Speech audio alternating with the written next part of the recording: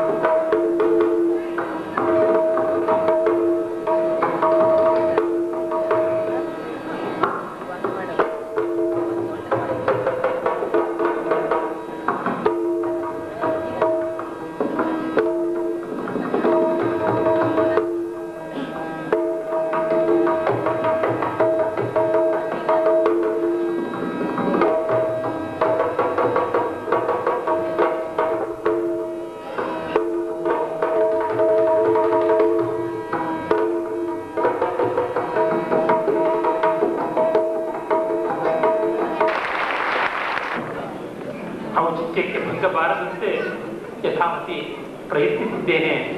ನನ್ನ ಕೆಲಸ ಬಹಳ ಸುಲಭ, ಆದರೆ ಕಲಾವಿದರ ಕಷ್ಟವೇ ತುಂಬಾ ದೊಡ್ಡದು ಅಂತ ನಾನು ಭಾವಿಸಿದ್ದೀನಿ. ಕಾರಣ, ಅಲಂಕಾರ ಶಾಸ್ತ್ರ ಓದಿದ ರಾಜಶೇಖರನಿಗೆ ಗೊತ್ತು, ರಸ ಎಂದಿಗೂ ಸ್ವಶಬ್ದ ವಾಚ್ಯವಾಗುವುದಿಲ್ಲ. ಬಹಳ ದೊಡ್ಡ ದಪ್ಪ ಶಬ್ದ ಬಳಸಿದ್ದೀನಿ ಅನ್ಕೋಬೇಡಿ, ಶ್ರಮ ನಾನು ಸೂಚನೆ ಮಾಡಿದ್ದೀನಿ. ನನ್ನ ಒಂದು ರಚನೆಯಲ್ಲಿ, ರಚನೆ ಅಂತ ನಾನು ಹೇಳ್ತಾ ಇದ್ದೀನಿ, ಕವಿತೆ ಅಂತ ಹೇಳ್ತಾ ಇಲ್ಲ, ರಸ ಇಲ್ಲ, ಕೇವಲ ರಸ ಸ್ಫುರಣಕ್ಕೆ ಬೇಕಾದ ಸಾಧನವನ್ನು ಮಾತ್ರ ಕೊಟ್ಟಿದ್ದೀನಿ. ಅದನ್ನ ಅವರು ತೋರಿಸಬೇಕಾಗುತ್ತೆ.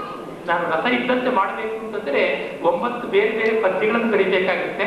ಅಷ್ಟು ಬರೆಯೋದ್ರೊಳಗೆ ನೀವೆಲ್ಲ ಮನೆಯಲ್ಲಿ ಹೋಗಿ ವಿಶ್ರಾಂತಿ ತೆಗೆದುಕೊಡ್ತಾ ಇರ್ತೀರಾ. ಹಾಗಾಗಿ ನನ್ನ ಒಂದು ಪ್ರಸಂಗವನ್ನ ಹೀಗೆ ನಿರ್ಮಾಣ ಮಾಡಿದ್ದೀನಿ. ಮೊದಲಿಗೆ ತಾಳರಹಿತವಾಗಿ ಸೂಚನಾ ಪದ್ಯ, ಕಂದ ಪದ್ಯ.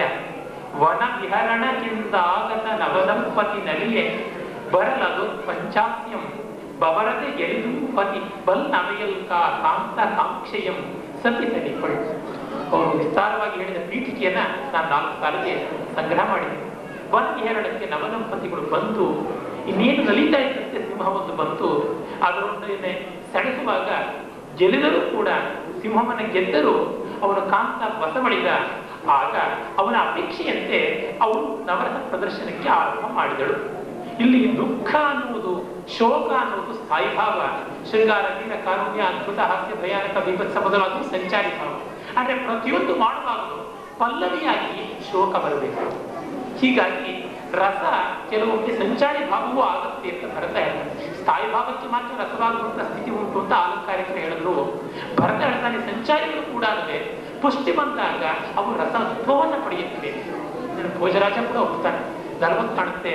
ನಿನ್ನೊಡನೆ ನಸು ಮುನಿಯುವುದೇ ತಾವೀರು, ನಿನ್ನೊಡನೆ ಹುಸಿಕೋಪ ಮಾಡಿಕೊಂಡ್ರೆ ಅದು ವೀರರಸದ ಪ್ರದರ್ಶನ. ನಿನ್ನಯ ವಿಯೋಗಾಗ್ನಿಯೇ ಕರುಣ, ನಿನ್ನಿಂದ ವಿಯೋಗವಾಗುವುದಿದೆಯಲ್ಲ ಅದು ನನಗೆ ಕರುಣ. ನಿನ್ನ ಸಿಟ್ಟಿಗೆ ಸಿಲ್ಕೆ ಭಯಭಾವ, ನಿನ್ನ ಮುನಿಸಿಗೆ ಅಕಸ್ಮಾತ್ ಯಾವುದೋ ಒಂದು ಕೆಲಸ ನಾನು ಮಾಡಲಿಲ್ಲ ಅಂತ ನೀವು ಮುನಿದೊಡನೆ ನಾನು ಹೆದರಿ ಕಂಪಿಸ್ತೀನಲ್ಲ, ಅದು ನನ್ನಲ್ಲಿ ಭಯಾನಕ. ನಿನ್ನ ಬಿಟ್ಟು ಎರನ್ನು ನೋಡ್ಬೋದೇ ಅದುವೇ ಬೀಭತ್ಸ. ನಿನ್ನನ್ನು ಬಿಟ್ಟು ಬೇರೆಯವ್ರನ್ನ ನೋಡೋದು ಅಂದ್ರೆ ಪತಿವ್ರತಿಯಾದ ನನ್ನ ಪಾಲಿಗೆ ಅದು ಬೀಭತ್ಸ, ಅಸಹ್ಯ ಅನ್ನುವ ಭಾವ ಸ್ಥಾಯಿಯಾದದ್ದು. ನಿನ್ನನ್ನು ಬಿಟ್ಟು ಬೇರೆಯವ್ರು ನೋಡಲ್ಲ, ಇಲ್ಲಿಯೇ ಅವನು ಸತ್ತ ಮೇಲೆ ನಾನು ಉಳಿಯೋಲ್ಲ ಅನ್ನೋ ಭಾವ ಕೂಡ ಬರುತ್ತೆ. ನಿನ್ನ ನಿಂತಿಪ ರಕ್ತ ತೋರುವುದೆನ್ನ ಮತಿ ರೌದ್ರ, ನಿನ್ನನ್ನು ಯಾರು ನಿಂದಿಸ್ತಾರೆ ಅವರ ಕಡೆಗೆ ನಾನು ಸಿಡಿದೇಳ್ತೀನಿ. ನಿನ್ನನ್ನು ಆಕ್ಷೇಪ ಮಾಡುವುದನ್ನ ನಾನು ಎದುರಿಸುವ ರೀತಿ ಕ್ರೋಧ ಭಾವ ಸ್ಥಾಯಿಯಾದಂತ ರೌದ್ರ. ನಿನ್ನ ನಲ್ಮೆಗೆ ಬೆರಗು ಒಡೆಯುವುದೇ ಎನ್ನೋಡ ಅದ್ಭುತ, ನಿನ್ನ ಪ್ರೀತಿಗೆ ಆಶ್ಚರ್ಯ ಪಡ್ತೀನಲ್ಲ ಅದೇ ನನ್ನ ಅದ್ಭುತ ಭಾವ. ನಿನ್ನ ಚತುರತೆಯಿಂದ ನಲಿಯಲು ಅದುವೇ ರಸಹಾಸ್ಯ. ನಿನ್ನ ಚಾತುರ್ಯ, ನನ್ನನ್ನು ಒಲಿಸಿಕೊಳ್ಳಬೇಕು, ಸಂತೋಷವಾಗಿರಬೇಕು ಅಂತ ಏನೆಲ್ಲ ಗಂಡು ಮಾಡಬಾರದ ಕೆಲಸ ಅಂತ ಸಾಮಾನ್ಯ ನಮ್ಮ ಪುರುಷ ಪ್ರಧಾನ ಸಮಾಜ ಏನ್ ಹೇಳುತ್ತೆ, ಮನೆ ಕೆಲಸ ಮಾಡೋದು, ಹೆಂಡತಿಗೆ ಹೆರಳ ಹಾಕೋದು ಅಂತಂದು ನೀನು ಮಾಡುವಾಗ ನೋಡಿ ನನಗೆ ನಗು ಬರುತ್ತೆ, ಅದು ಹಾಸ್ಯ. ನಿನ್ನೊಡಾಂಬಿಲಗಿಸುವುದೇ ಶಾಂತ, ನಿನ್ನಲ್ಲಿ ನಾನು ದೀನವಾಗುವುದಿದೆಯಲ್ಲ ಅದ್ವೈತ ಭಾವ, ಅದೇ ಅದ್ವೈತ ಸುಖ ದುಃಖ ಯೋಗ ಅಂತ ಭವಭೂತಿ ಸೀತಾರಾಮನ ದಾಂಪತ್ಯಕ್ಕೆ ಹೇಳಿದ್ದು. ಅವಿನಾಭಾವವಾದ ಸಂಬಂಧ ಶಮಸ್ಥಾಯಿ ಭಾವವಾದಂಥದ್ದು. ಆ ನಿನ್ನಲ್ಲಿ ಪರಿಪೂರ್ಣವಾದಂತಹ ಆ ಭೇದದಿಂದ ಕಾಣುವುದು ಶಾಂತ. ಇಂತು ನಿನ್ನಮ್ಮ ಸೇರಿ ಸ್ವರ್ಗದಿ, ಹೀಗಾಗಿ ನಿನ್ನಲ್ಲಿ ಒಂದಾಗಿರಬೇಕು ಅಂದ್ರೆ ನಾನು ನಿನ್ನೊಡನೆ ಸಹಗಮನ ಮಾಡಬೇಕು. ಇಂತು ನಿನ್ನಮ್ಮ ಸೇರಿ ಸ್ವರ್ಗದಿ ಕಾಂತ ಸಾಗಲು ಅದುವೇ ನವರಸ, ಕಾಂತ ಸಮ್ಮೇಳ ವಿಶ್ರಾಂತ ರಸ ಕೇಳಿ. ಹೀಗಾಗಿ ನಿನ್ನನ್ನು ಸ್ವರ್ಗದಲ್ಲಿ ನವರಸಕ್ಕೆ ಪಾತ್ರರಾಗಬೇಕಾದ್ರೆ ನನ್ನ ಪರಮ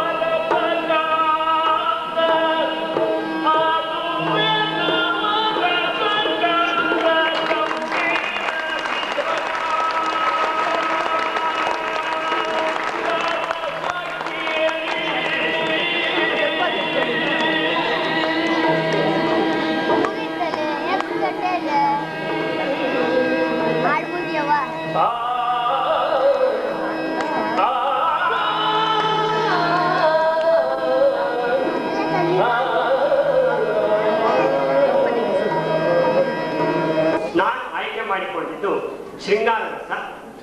ಈ ಶೃಂಗಾರ ಕೇವಲ ಲೌಕಿಕ ಅಲ್ಲ.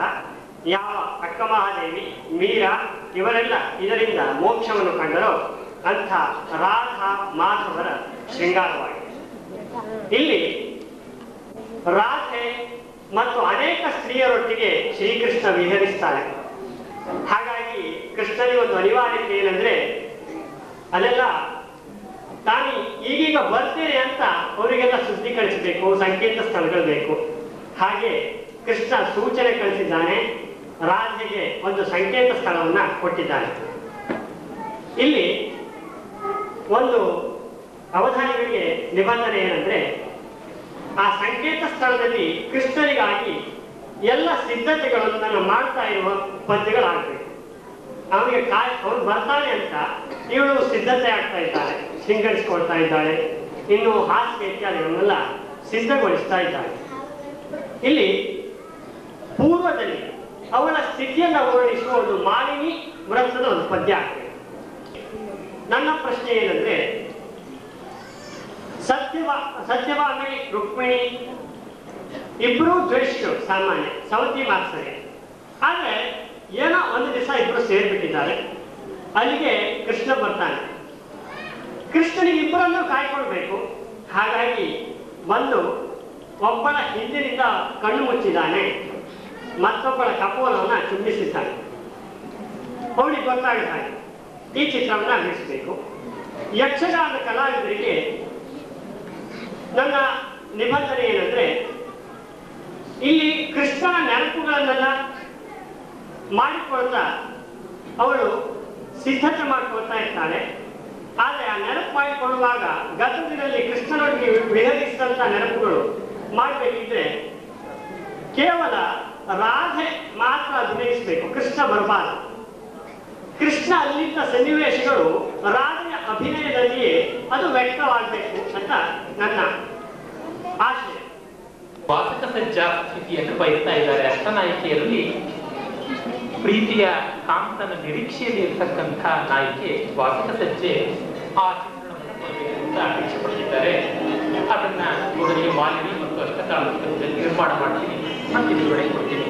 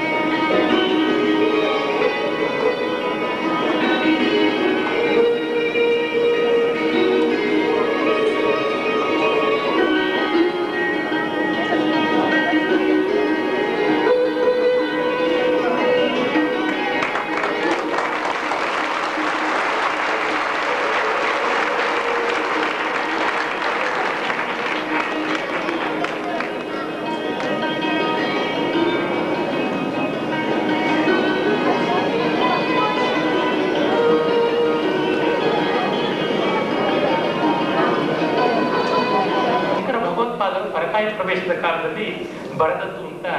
ಅದಕ್ಕೆ ಪರಮಾರ್ಥದ ಅರ್ಥ ಕೂಡ ಉಂಟು. ಬ್ರಹ್ಮ ಜಗತ್ತನ್ನ ಹೇಗೆ ನಡೆಸ್ತಾನೆ ಮಾಯಾವೃತ್ತಿನಿಂದ ಅಂತಂದರೆ, ಅವಿದ್ಯೆಯಿಂದ ನಮಗೆ ಆವರಣವನ್ನ ಕಲ್ಪಿಸಿ ಜೀವಾತ್ಮನನ್ನ ಕಣ್ಣು ಮುಚ್ಚಿಸಿ ತಾನು ವಿಕ್ಷೇಪ ರೂಪದಿಂದ ಆವರಣ ಶಕ್ತಿಯಿಂದ ಕಣ್ಣನ್ನು ಮುಚ್ಚಿ ವಿಕ್ಷೇಪ ಶಕ್ತಿಯಿಂದ ಜಗನ್ ನಿರ್ಮಾಣ ಮಾಡಿ ಅದರೊಳಗೆ ತಲ್ಲೀನನಾಗಿ ವಿಹರಿಸ್ತಾ ಇರ್ತಾನೆ. ಹೀಗಾಗಿ ಜಗತ್ತು ಜೀವಗಳೆರಡನ್ನೂ ಕೂಡ ಆಡಿಸುವಂತವನು ಒಬ್ಬ ತಾತ್ಪರ್ಯ ಎಂಬುದಾಗಿ ಆ ಶತಕಕ್ಕಿರುವ ವೇದಾಂತದ ವ್ಯಾಖ್ಯಾನ ತಿಳಿಸುತ್ತೆ. ಇರಲಿ, ಆ ಚಿತ್ರದ ಸ್ವಾರಸ್ಯ ನನ್ನನ್ನ ಆ ಒಂದು ಲೋಕಕ್ಕೆ ಸೆಳೆಯಿತು. ನಾನು ಬರೆದಿರೋದು 2 ಚಿತ್ರ. ಒಂದು, ರಾಧೆ ತನ್ನ ತಂದೆ ಸುಬಲನಿಗೆ ಹೇಗೋ ನೆಪಗಳನ್ನು ಹೇಳಿ ಉತ್ತರ ಕೊಟ್ಟು ಮೆಲ್ಲನೆ ಯಮುನಾ ನದಿಗೆ ಜಾರಿಕೊಳ್ಳೋದು. ಬ್ರಹ್ಮವೈವರ್ತ ಪುರಾಣದಲ್ಲಿ ಬರುತ್ತೆ, ರಾಧೆಯ ತಂದೆ ಸುಬಲ, ಅವನಿಗೆ ಕೃಷ್ಣನ ಬಗ್ಗೆ ಅಂತ ಒಳ್ಳೆ ಅಭಿಪ್ರಾಯ ಇರೋಲ್ಲ. ತನ್ನ ಮಗಳಲ್ಲಿ ಕೃಷ್ಣನ ಭೋಜನಲ್ಲಿ ಹಾಳಾಗ್ತಾಳೋ ಅಂತ ಮನೆ ಬಿಟ್ಟು ಹೋಗ್ಬೇಡ ಅಂತಾನೆ. ಆಗ ಅವರು ನಾನಾ ವಿಧವಾಗಿ ನೆಪ ಒಡ್ಡಿ ಇಲ್ಲ, ಮನೆಯಲ್ಲಿ ನೀರೇ ಇಲ್ಲ, ಮನೆಯಲ್ಲಿ ಹಾಲೇ ಇಲ್ಲ, ಮನೆಯಲ್ಲಿ ಹೂವಿಲ್ಲ, ನಾನು ತರಬೇಕು, ಹಾಗೆ ಮಾಡಬೇಕು, ಗೆಳತಿ ಹತ್ರ ಮಾತಾಡಬೇಕು, ಬೇಗ ಬರ್ತೀನಿ ಎಂಬುದಾಗಿ ವಿಭ್ರಮವನ್ನ ಕಲ್ಪಿಸಿ ಓಡ್ತಾಳೆ. ಆ ಭಾವವನ್ನ ಮಾಲಿನಿ ಪದ್ಯದಲ್ಲಿ ಪೀಠಿಕೆಯಾಗಿ ಬರೆದಿದ್ದೀನಿ. ಜನಕ ಸುಬಲನೆಂತೋ ದರ್ಪದಿಂದಡ್ಡಿಯಾಗಲ್ ಅನುನಯತೆ ಸಮಂತಾರಾಗೆ ನಾನಾ ನೆವಂಗಳ್ ಧ್ವನಿಸಲ್ ಒಸೆದು ತಾನೇ ಯಮುನಾ ತೀರದತ್ತಲ್ ಮನದ ಬಯಕೆ ತೀವಲ್ ಸಾರ್ವಳ ವಾಸಸಜ್ಜೆ.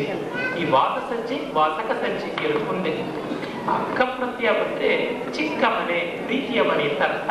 ಇದು ವಾಸಗೃಹ. ಜಯದೇವ ಹೇಳ್ತಾನೆ, ರಾಧಾ ಮಾಧವರ ವಾಸಗೃಹ ಯಮುನಾ ತೀರದ ಕುಂಚ ಕುಟೀರ.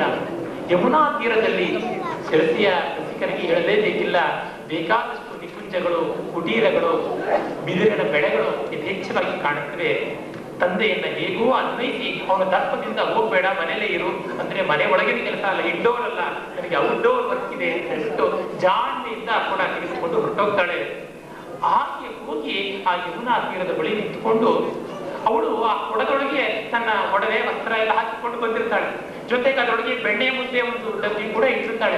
ಹೀಗಾಗಿ ಆ ಕೊಡವನ್ನೇ ತೆಗೆದು ಅದರಿಂದ ತನ್ನ ಹೊಸ ಅಲಂಕಾರಗಳನ್ನು ತೆಗೆದು ಅಲ್ಲೇ ಅಲಂಕಾರ ಮಾಡ್ತಾಳೆ. ಖಾಲಿ ಕೊಡ ಅಲ್ಲ, ತುಂಬಿದ ಕೊಡ ಅದು. ಹಾಗಾಗಿ ಹುಡುಕೊಲ್ಲ. ಆಗ ಅಷ್ಟ ತಾಳದಲ್ಲಿ ಹಾಡು, ಬರುವೇನಿ ಇಲ್ಲೆಂದು ನಾನಿನ್ನೆ ಮಾಧವ, ನೀನಿಲ್ಲಿ ಬರ್ತೀಯಾ ಅಂತ ಮಾಧವ ನಾನು ಇಲ್ಲಿ ನಿಂತಿದ್ದೀನಿ, ಬರದೆ ಸಾಲಂಕತೆಯಾಗಿ.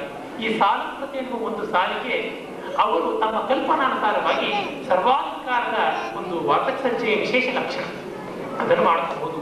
ಭರದೆ ಸಾಲಂಕತೆಯಾಗಿ ರಾಧಾಧವ, ನೀನು ಬರೀ ಮಾಧವ ಲಕ್ಷ್ಮೀಧವ ಅಷ್ಟೇ ಅಲ್ಲ, ರಾಧಾಧವ ರಾಧೆಯ ಪ್ರಿಯ. ಮತ್ತೆ ಈ ಒಂದು ಪಲ್ಲವಿಯಲ್ಲಿ ಭಾವನಿಸ್ತಾರ ವಾಸಕ ಸಜ್ಜೆಯ ಅಲಂಕಾರ ಮತ್ತು ಕುಂಚ ಕುಟೀರವಾದ ಕಾರಣ ಕುಟೀರಕ್ಕೇನು ಅಲಂಕಾರ ಬೇಕಿಲ್ಲ, ಅದು ಸಹಜ ಅಲಂಕಾರ. ಹೀಗಾಗಿ ಕೃಷ್ಣನನ್ನ ಸ್ವಾಗತಿಸುವುದಕ್ಕೆ ಬೇಕಾದ ಸಿದ್ಧತೆ ಅದು ಚರಣದಲ್ಲಿ. ಕುಸುಮಹಾಸನೆ ನಿನಗಿದು ಶುಭವಾಗಿ. ವಿಷ್ಣುವಿನ ಸಹಸ್ರನಾಮಗಳಲ್ಲಿ ಒಂದು ಪುಷ್ಪಹಾಸ. ನೀನು ಕುಸುಮಹಾಸ, ನಕ್ಕರೆ ಹೂಪರಳಿದಂತೆ ನಿನಗೆ ಹೂವಿನ ಮಾಲಿಕೆ ಅಂತ ಹೂವನ್ನು ಕಿತ್ತು ಮಾಲೆ ಕಟ್ತಾಳೆ. ವಿಸರ್ಜನಾಭನೆ ನಿನಗಿದು ಹೊಸಗಂಧ. ನೀನು ಪದ್ಮನಾಭ, ನಿನಗೆ ಒಂದು ಸುಗಂಧಭರಿತವಾದಂತಹ ಚಂದನವನ್ನು ನಾನು ತೆಗೆದುಕೊಡ್ತಾ ಇದ್ದೀನಿ. ರಸಿಕ ಶೇಖರ, ನಿನಗಿದು ಹೊಸ ಪಾಲ್ಬೆಣ್ಣೆ. ನೀನು ರಸಿಕಾಗ್ರಣಿ, ಹಾಗಾಗಿ ನಿನಗೆ ನವನೀತ ಆ ಒಂದು ಬೆಣ್ಣೆಯನ್ನು ಕೊಟ್ಟಿದ್ದೀನಿ ಅಂತ ಸಿದ್ಧ ಮಾಡಿದ್ದೀನಿ. ಅಸಮಾನ ಮೋಹನ, ನೀನು ಎಲ್ಲರನ್ನೂ ಮರಳುಗೊಳಿಸೋದು, ನಿನಗೆ ನಾನೇ ನೈವೇದ್ಯ. ಒಡಲನೆ ಕೊಡಲಾಗಿ ಮಾಡಿ ನನ್ನ ಶರೀರವೇ ನವರಂಧ್ರಗಳಿಂದ ಇರ್ತಕ್ಕಂಥ ಈ ಶರೀರ ಇದು ಒಂದು ಕೊಳಲು. ನೀನು ಊದದೆ ಈ ಕೊಳಲು ಶುದ್ಧ ಬರಲು ಅಷ್ಟೇ. ಹೀಗಾಗಿ ನೀನು ಶವದಂತಿರುವ ನನ್ನ ಶರೀರಕ್ಕೆ ಪ್ರಾಣ ಸಂಚಾರ ಮಾಡಿಸಬೇಕು, ಆಗ ನಾನು ಕೊಡಲಾಗ್ತೀನಿ. ಒಡನೆಯೇ ನುಡಿಸೆನ್ನ ಓ ಶ್ರುತಿ ಸಾರ, ನೀನು ವೇದವೇದ್ಯ, ವೇದದ ಸಾರ ಸರ್ವಸ್ವ. ಹೀಗಾಗಿ ನೀನು ಶ್ರುತಿಯನ್ನ ಬಲ್ಲೆ. ಸಂಗೀತದ 22 ಶ್ರುತಿಗಳನ್ನ 24 ಶ್ರುತಿಯನ್ನ ಬಲ್ಲುವನು ನೀನು. ಹೀಗಾದ ಕಾರಣ ನೀನು ನನಗೆ ನುಡಿಸಬೇಕಾದಂತಹ ನಾಥ. ದ್ವೈತದ ದೇಹ ಭಾವವನ್ನೆಲ್ಲ ನೀಗಿ ಅದ್ವೈತದ ರಸಸಿದ್ಧಿ ಕರುಣಿಸೋ ಸ್ವಾಮಿ. ಈ ಶರೀರ ಬೇರೆ, ನೀನು ಬೇರೆ, ಈ ಆತ್ಮ ಬೇರೆ, ನೀನು ಬೇರೆ ಅನ್ನುವ ಭೇದ ಬುದ್ಧಿಯೇ ಅಂಧಕಾರ. ಈ ಭಿನ್ನತೆಯನ್ನ ಕಳೆದು ಈಗ ನಾನು ವಾಸಕ ಸಜ್ಜೆ ಭಿನ್ನಳಾಗಿ ದ್ವೈತಿಯಾಗಿದ್ದೀನಿ. ನೀನು ಬಂದೊಡನೆಯೇ ಸ್ವಾಧೀನ ಪಂಥಿಯಾಗ್ತೀನಿ, ಆಗ ನಾನು ಅದ್ವೈತಿ ಎನಿಸ್ತೀನಿ. ಆ ಅದ್ವೈತಾನಂದವನ್ನ ಕರುಣಿಸುವ ಸ್ವಾಮಿ ಅಂತ ಆತ್ಮಾರ್ಪಣೆ ಮಾಡಿಕೊಡ್ತಾಳೆ. ಹೀಗೆ ಶೃಂಗಾರದ ರಾಗ ವಿರಾಗವಾಗಿ ವೇದಾಂತದ ಅದ್ವೈತವಾಗಿ ಮಾರ್ಪಡುವಂತೆ ಅವು ತಮ್ಮ ನಿರೂಪಣೆ ಮಾಡಲಿ ಅಂತ ನನ್ನ ಆಶಯ. ಮನದ ಬಯಕೆಯ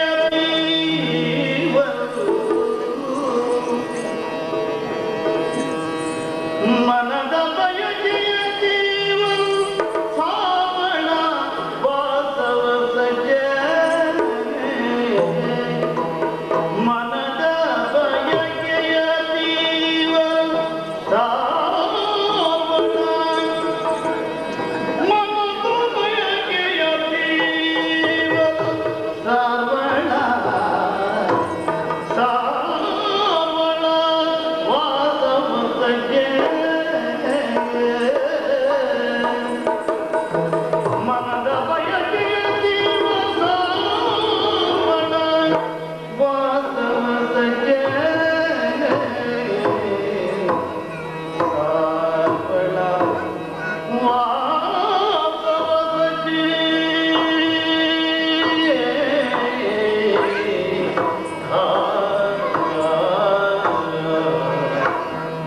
ಮನದೆ ಬಯಕೆಯ ಜೀವ ಸಾವಳ ವಾಸವ ಸಜ್ಜ ಸಾವಳ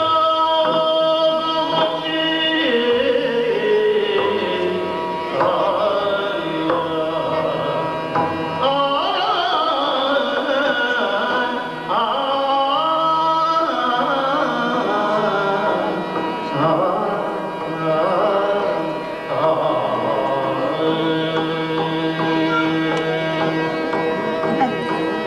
ಬರುವೆ ನೀನೆಂದು ನಾನಿಂದೆ ಮಾಧವ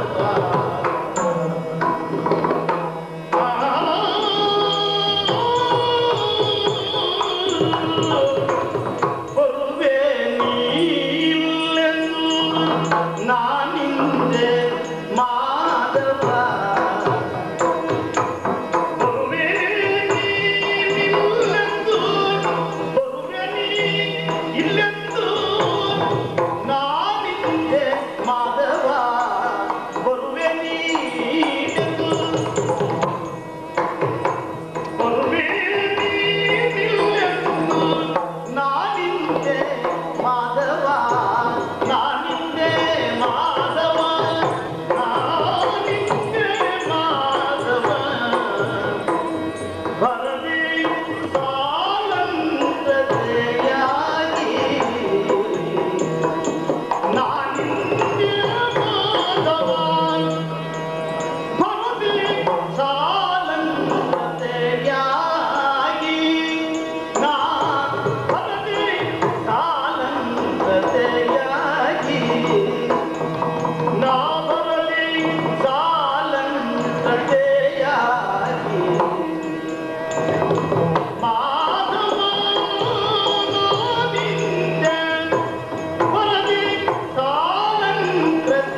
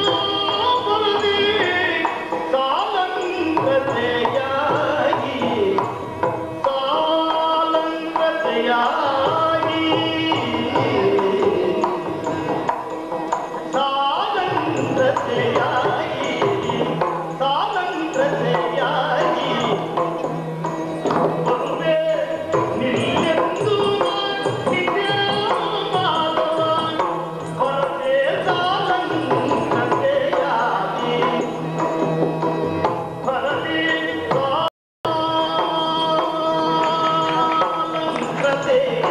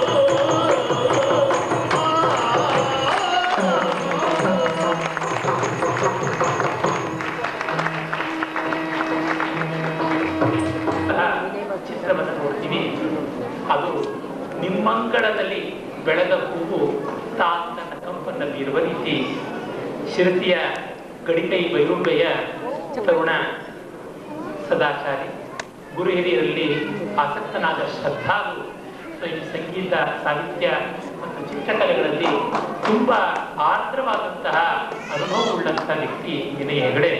ಆತನ ಬಗ್ಗೆ ವೈಯಕ್ತಿಕವಾಗಿ ನನಗೆ ಹೆಚ್ಚಿನ ಅಭಿಮಾನ ಉಂಟು. ತುಂಬಾ ಒಳ್ಳೆಯ ಸಾಧಕ. ಈ ಸಾಧನೆಯ ದೃಷ್ಟಿಯಿಂದ ಆತನ ಚಿತ್ರಕ್ಕೆ, ಆತನ ಕಲೆಗೆ ಒಂದು ಆಧ್ಯಾತ್ಮಿಕವಾದ ಸ್ಪರ್ಶ ಬರುತ್ತೆ ಅಂತ ನನ್ನ ವಿಶ್ವಾಸ ಉಂಟು.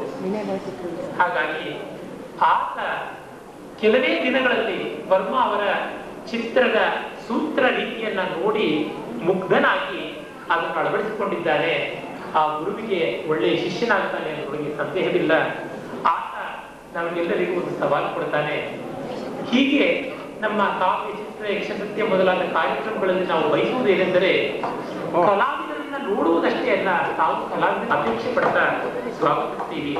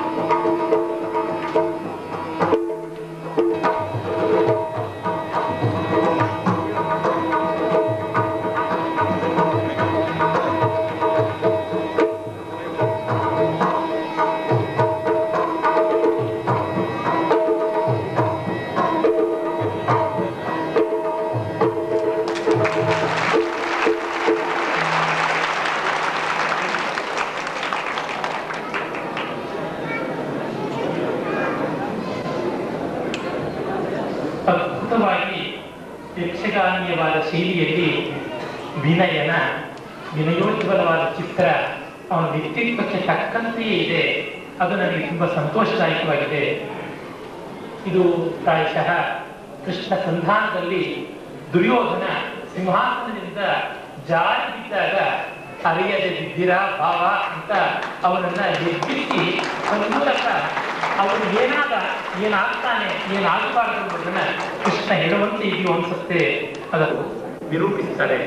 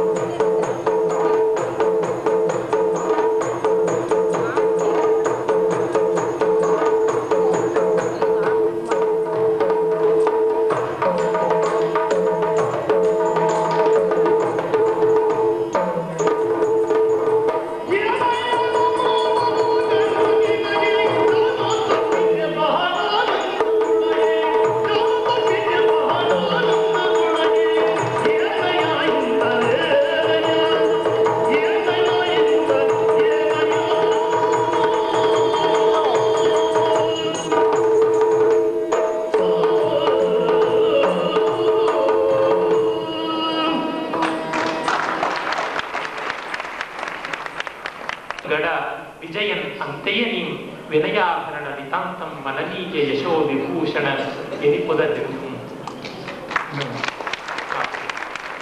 ಯಕ್ಷಗಾನದ ಕಲಾವಿದರ ಸವಾಲಿಗೆ ಹೊರಡಲಿದ್ದೇವೆ. ಯಕ್ಷಗಾನದ ಸವಾಲು ಮಾತಿಲ್ಲದೆಯೇ ನಡೆಯುತ್ತೆ. ನಾವು ಆ ಸಂದರ್ಭವನ್ನು ಗ್ರಹಿಸಬೇಕು. ನಾನು ಪದ್ಯದಿಂದ ಅದಕ್ಕೊಂದು ಅಭಿವ್ಯಕ್ತಿ ಕೊಡಬೇಕು. ವರ್ಮ ಅವರು ಚಿತ್ರದಿಂದ ಅಭಿವ್ಯಕ್ತಿಯನ್ನು ಸಾಧಿಸ್ತಾರೆ. ವರ್ಮ ಅವರು ತಮ್ಮ ಶಿಷ್ಯನ ಮೂಲಕವಾಗಿಯೇ ಸವಾಲು ಕೊಡಿಸಿದ ಕಾರಣ ಅವರಿಂದ ನಮಗೆ ಪ್ರತ್ಯೇಕವಾದ ಸವಾಲು ಒಡ್ಡೋಲ್ಲ. ನಾನು ನನ್ನ ಸವಾಲನ್ನು ಒಡ್ಡೋದೇ ಇಲ್ಲ ಅದಂತ ಒಂದು ಕಾರಣವಾಗಿದೆ. ಹೀಗಾಗಿ ನಾವು ಯಕ್ಷಗಾನದ ಕಲಾವಿದರ ಸವಾಲಿಗೆ ನೇರವಾಗಿ ಹೋಗ್ತಾ ಇದ್ದೇವೆ.